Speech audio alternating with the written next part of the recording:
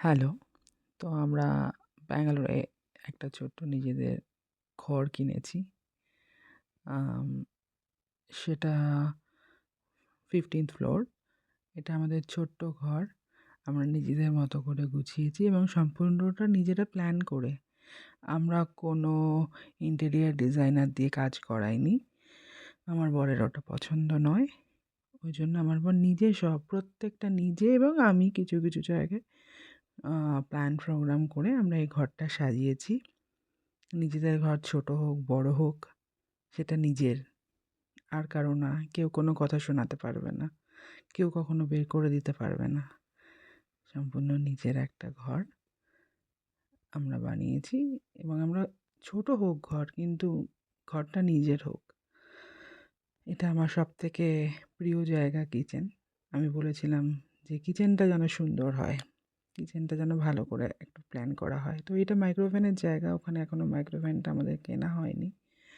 ওইজন্য আসেনি। আসলে ওই জায়গাটা পূরণ হয়ে যাবে। এটা ডাইনিং টেবিল। আম এখানে এখনো অনেক জিনিস বাকি আছে গোছানো। আম অনেক জিনিসই বাকি আছে। এখানে আমাদের একটা সুইং আছে, যেখানে আমার ছেলের এটা ফেভারিট জায়গা। ও ব্যালকনিতে আসলেই সুইংয়ে বসে দোল খায়। এটা আমার জন্য আমি লাগিয়েছিলাম। বাট আমি আর বসার চান্স পাই না। ওই বসে সবসময়। আমরা এপাশে দুটো চেয়ার আছে, ওই চেয়ারেই বসি। তো নিচটা খুবই সুন্দর শোভা গার্ডেনের।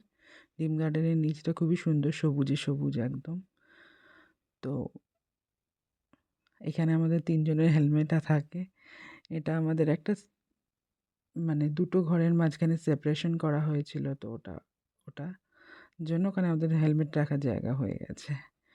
তো এটা আমার চিলড্রেন বেডরুম আর কি। এটা আমার ছেলের রুম হবে পরবর্তীকালে। এখন যেহেতু আমাদের সাথেই থাকে, তো এটা আপাতত এখন ফাঁকাই থাকে।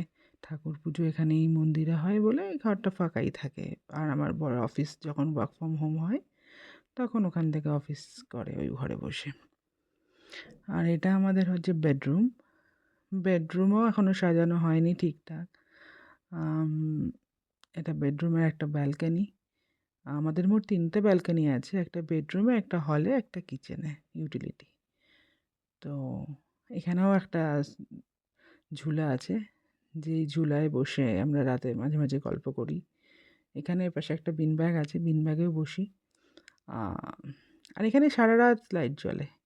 এখানে রাত ৩টের সময় এরকম ঘরে লাইট জ্বলছে। ফলে বোঝা যায় না যে এটা রাত নাকি সন্ধে। তো এটা আমাদের বেডরুমের সাথে যে বাথরুমটা অ্যাটাচ, এটা সেটা। আর চিলড্রেন বেডরুমের সামনে আরেকটা বাথরুম আছে, যেখানে